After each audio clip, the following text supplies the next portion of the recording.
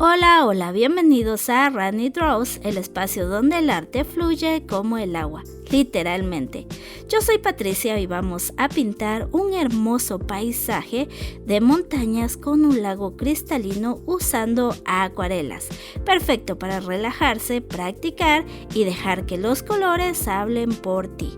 ¿Sabías que la acuarela es una de las técnicas de pintura más antiguas del mundo?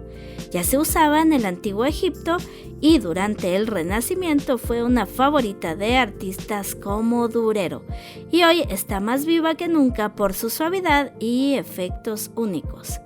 Antes de sumergirnos en este paisaje, recuerda suscribirte a Rani Draws, darle like si te encanta pintar con acuarela y compartir este video con tus amigos que aman los paisajes o están empezando a pintar.